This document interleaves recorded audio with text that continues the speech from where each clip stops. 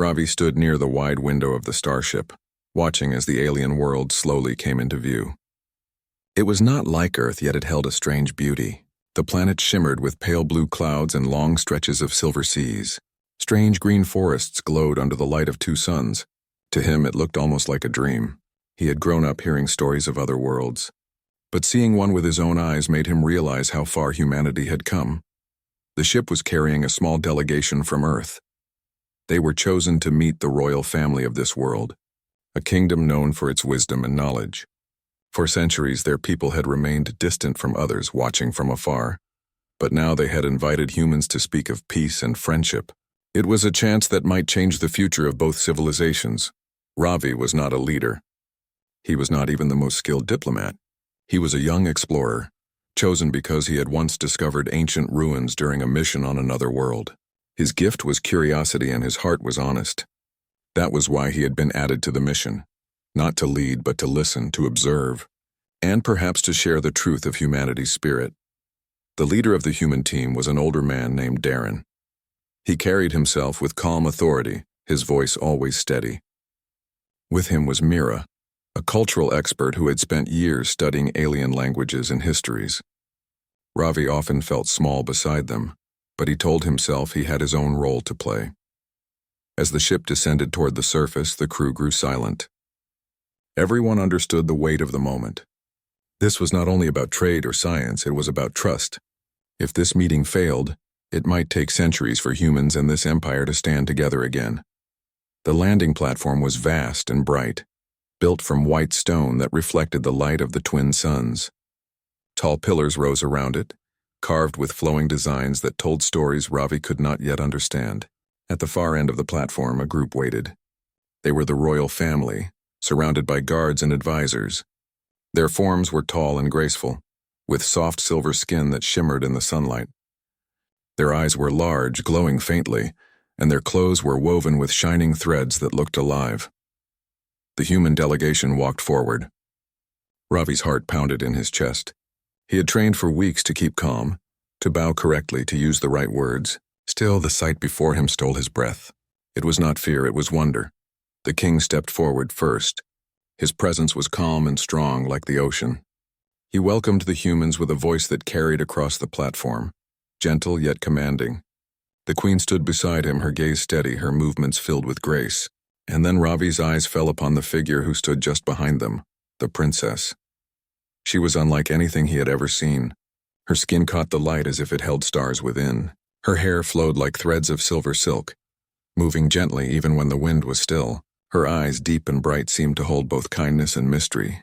She stood with quiet dignity, yet there was something in her that felt closer to him than the grandness of her parents. Princess Alira.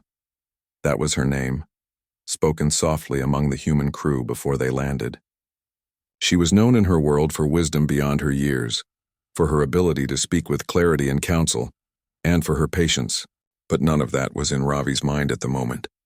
All he saw was her presence, her beauty, her spirit that seemed to shine even more brightly than the twin suns above. The introductions began. Darren spoke carefully, offering words of peace on behalf of humanity. The king replied with measured tones, expressing hope for friendship, but also reminding them that trust must be earned. Mira stepped forward next, speaking in the alien language she had studied. The royal family seemed impressed, nodding slightly at her effort, and then without warning the king looked at Ravi. "And who is this young one among you?" the king asked. His voice was not unkind, but curious. Ravi froze for a moment. He had not expected to be noticed so soon. He bowed quickly as he had been taught. "I am Ravi," he said, trying to keep his voice steady. "I am here to learn and to witness this moment of peace." The king studied him with calm eyes, then nodded. "Curiosity is a good gift," he said. "It opens doors that strength alone cannot open." Relief washed over Ravi, but it lasted only a moment. Because when he raised his head, his gaze met the princess's. She was watching him, her eyes fixed on his face as if searching for something. He felt his heart stumble inside him. And before he could stop himself, before he could think of the right words, the truth spilled out of him. "You are so beautiful," he said softly, his voice shaking. "I cannot speak." The sound carried across the silent platform. Every guard, every advisor, every member of the royal family heard it. The human delegation froze in shock. Darren's eyes widened and Mira's lips parted in disbelief. This was not in the plan. This was not in the training. For a moment, time itself seemed to stop. The princess's eyes widened. She did not move. She did not speak. She stood as if struck by something invisible. Her breath caught, her gaze locked on the young human who had dared to say what no one else would. Whispers began among the alien advisors. Some looked angry, others surprised. Among the humans there was fear. Fear that Ravi had broken the fragile bridge they were trying to build. But the strangest thing was the silence of the princess. She did not look offended. She did not look angry. She looked stunned. The king raised his hand and the whispers stopped. His eyes moved from Ravi to his daughter. For a long moment he said nothing, as though waiting to see her response. But the princess did not respond. She simply stood there, her expression unreadable, her eyes still fixed on Ravi. Ravi felt his face burn. He wanted to take back his words, to hide, to disappear, but the truth was already spoken and he could not erase it. All he could do was bow again, lower than before, and whisper, "Forgive me." The ceremony ended soon after, but the air was no longer the same.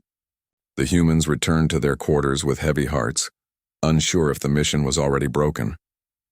Darren walked ahead in silence.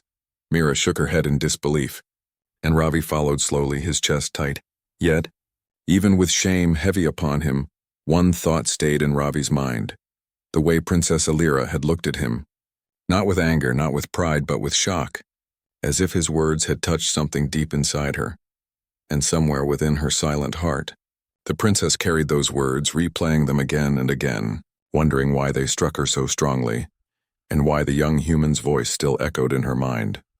When the humans returned to their quarters inside the palace, the silence among them was heavy. The halls of the alien structure were wide and bright, lit by glowing stones set into the walls. The patterns carved into the stone seemed alive, moving slightly as if telling silent stories. Normally Ravi would have been filled with wonder, but now he felt only the weight of his own mistake. Darren walked at the front, his steps firm and his jaw set. Mira followed behind, her expression sharp. Ravi trailed last, keeping his head down. He could feel the eyes of the alien guards watching them as they passed, their glowing gaze unreadable. When the doors to their chambers closed, Mira turned on Ravi. "What were you thinking?" she said, her voice low but fierce. "We spent months preparing for this, months learning their customs, their history, their ways. And you—" She paused, shaking her head in disbelief. "You tell their princess she is beautiful in front of the entire royal court." Ravi wanted to speak, but the words stuck in his throat. Darren raised a hand to calm Mira. "Enough," he said, his voice steady. "He already knows what he did." His eyes turned to Ravi. "You understand the risk, don't you?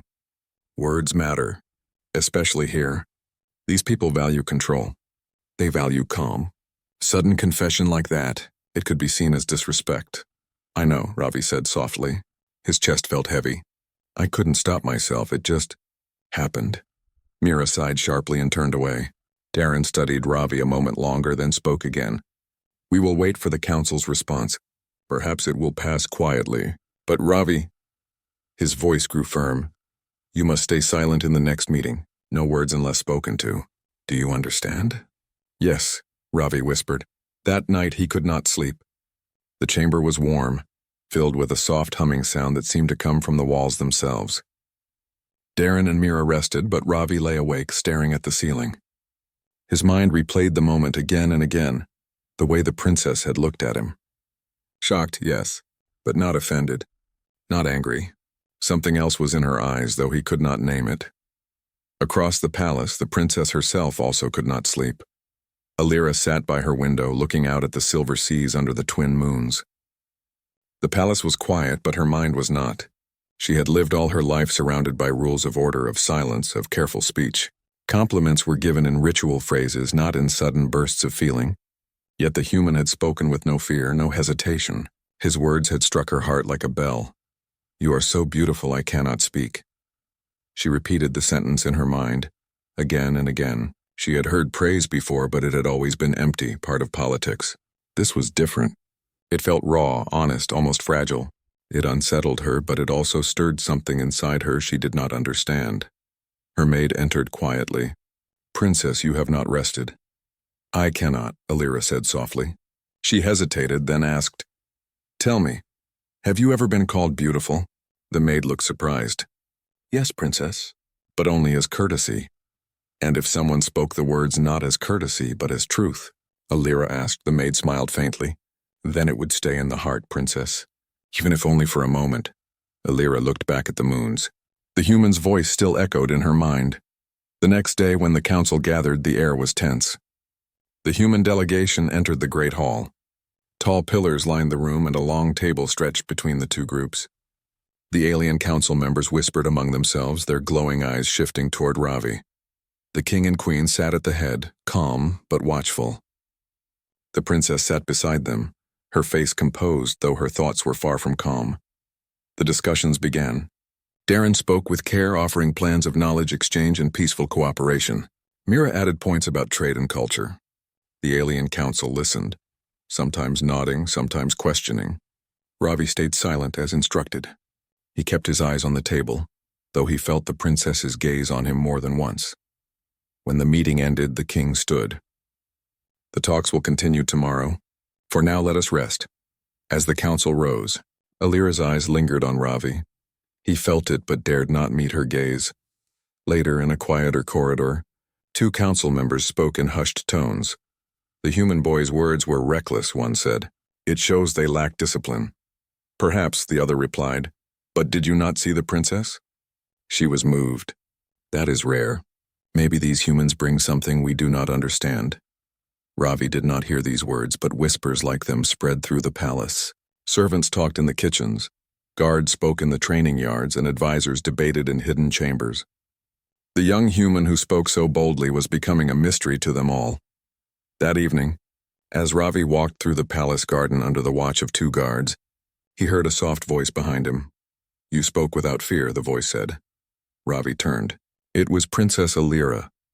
She stood a short distance away, her silver hair shining under the moonlight. The guards bowed slightly and stepped back, giving space. Ravi's heart leapt. He bowed quickly. Princess, I'm sorry. I did not mean to offend. Her eyes studied him quietly. You did not offend me, she said. But you surprised me. In our world, such words are never spoken. I know, Ravi said. I could not stop myself. It was the truth, and it escaped. For a long moment, neither spoke. The garden was filled with soft, glowing flowers that opened only at night, their light reflecting on the still water of a pond. Alira finally said, Your people. Do you always speak so openly? Ravi shook his head. Not always.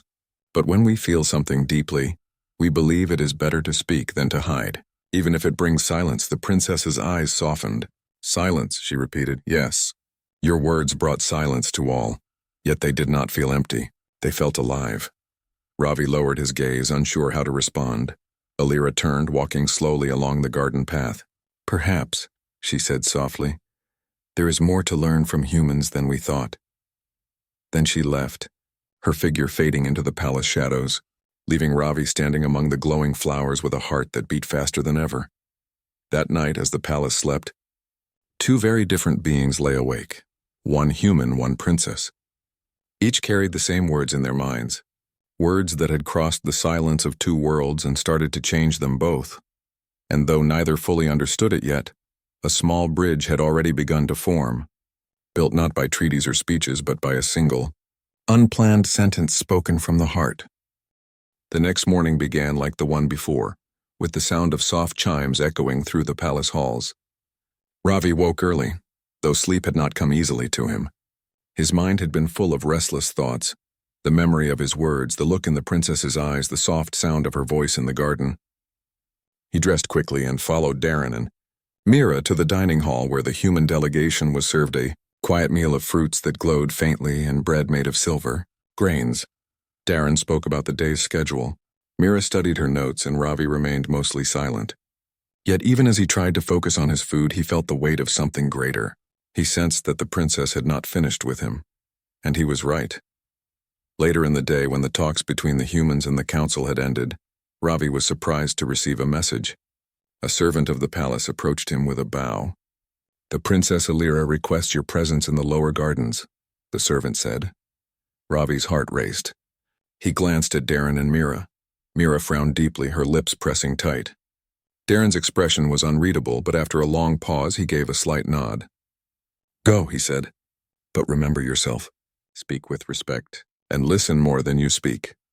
Ravi nodded quickly, then followed the servant through winding halls and down wide stairs. The palace seemed endless, built with care and filled with light that needed no torches. At last they came to a great door carved with flowing lines that looked like rivers meeting. The servant opened it and Ravi stepped into the garden. It was unlike any place he had seen. The air was warm and fresh, filled with the scent of strange flowers.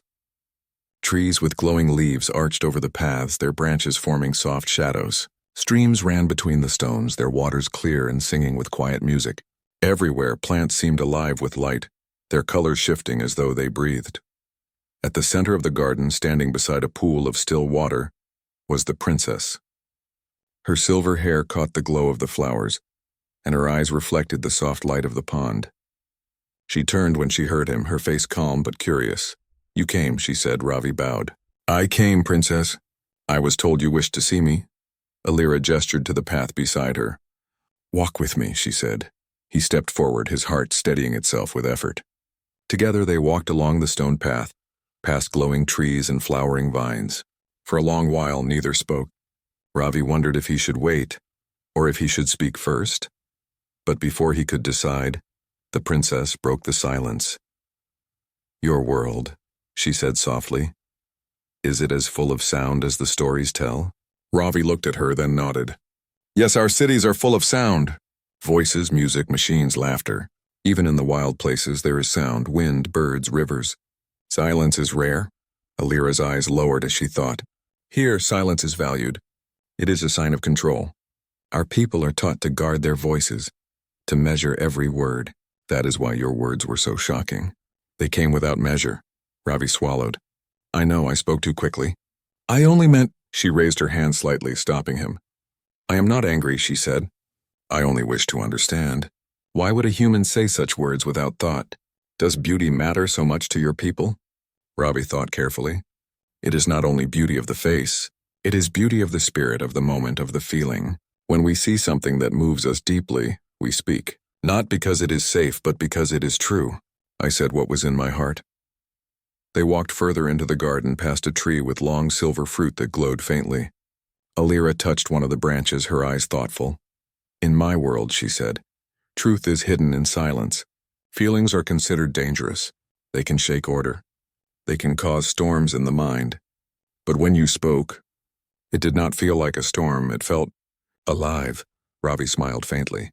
"Feelings are storms sometimes, but storms bring rain. Rain brings life. Without them, the world would be dry and empty." The princess paused, staring at him. For a moment, her calm mask slipped, and a small smile touched her lips. It was faint, but it was real. Ravi felt his chest grow warm at the sight. They sat on a stone bench near the pond. The water was so still it reflected the moons above like a mirror. Fireflies of soft blue light drifted across the surface. Alira turned to him again. "Tell me, Ravi, do humans always praise what they see? Or was it only me?" Ravi's cheeks warmed, but he did not look away. "We do not always praise. Sometimes we stay silent, but when something truly moves us, we cannot hold it back. That day, when I saw you, the words left me before I could stop them.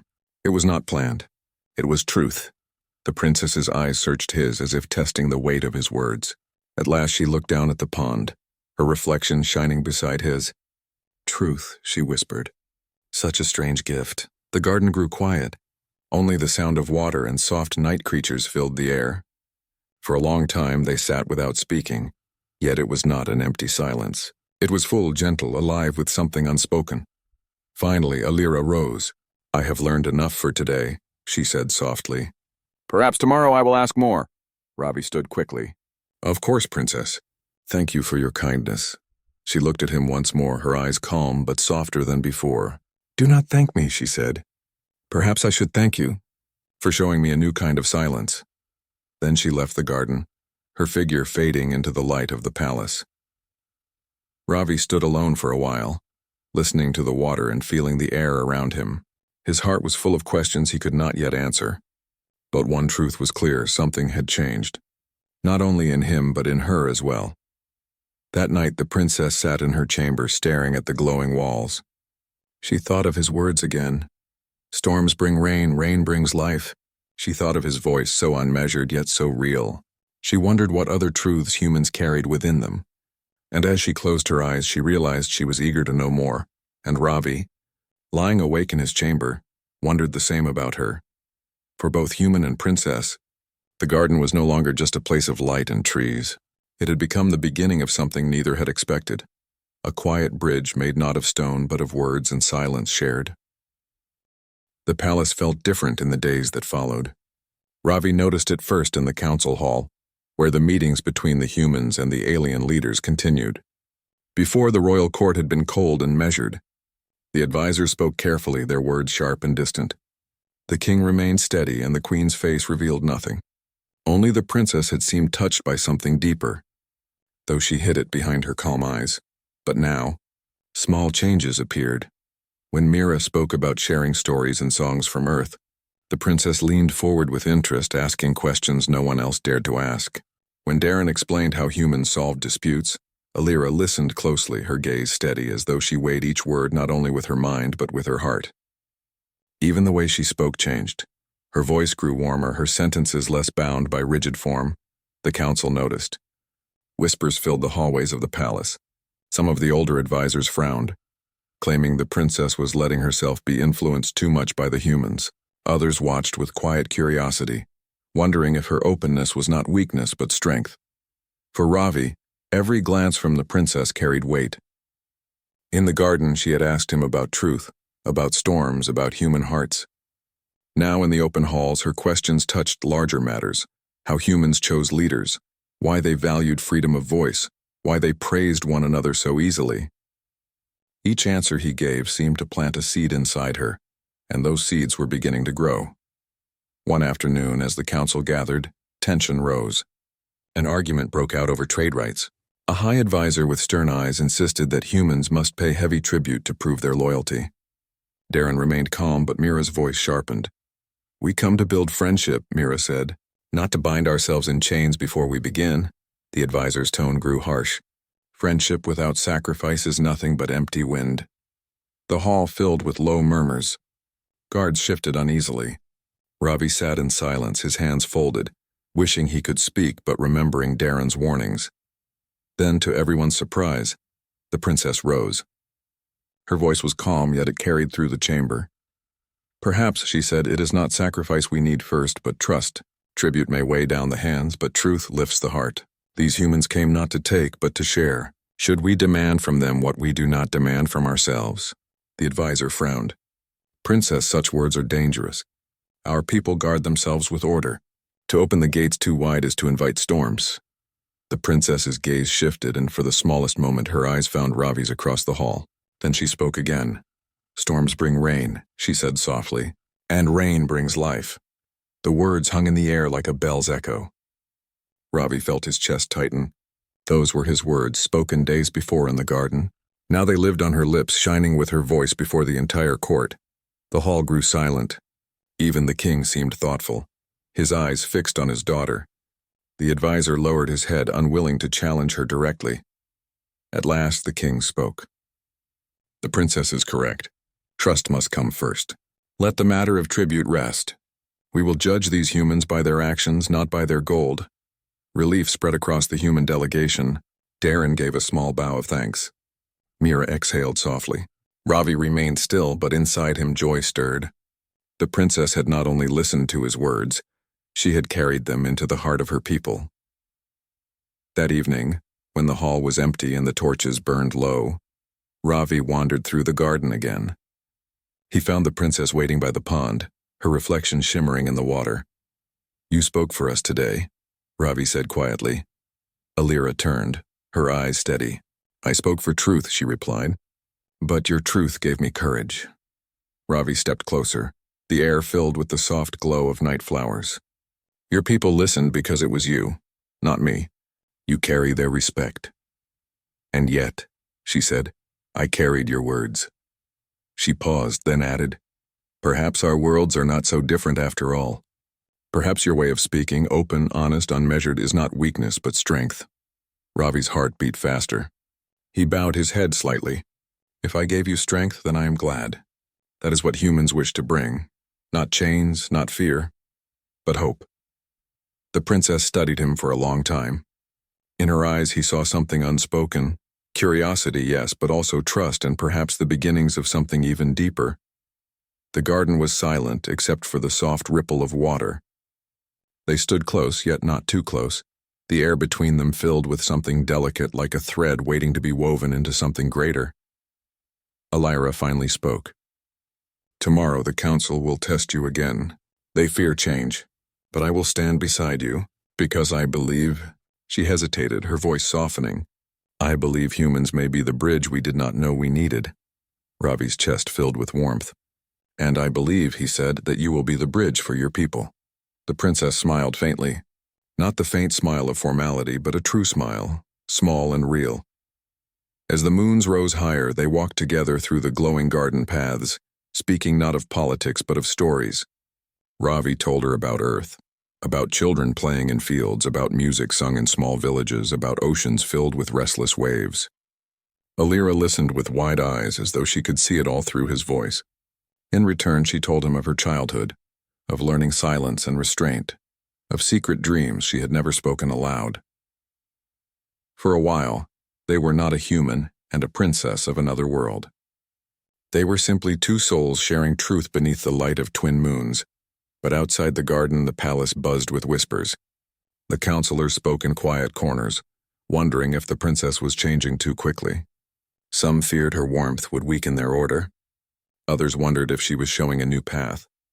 And in the shadows, the words of one young human continued to ripple outward, stirring a kingdom that had long lived in silence. The day of the final council came with heavy skies. From the palace windows, the twin moons faded behind thick clouds. It was as if even the heavens watched in silence, waiting to see what would unfold.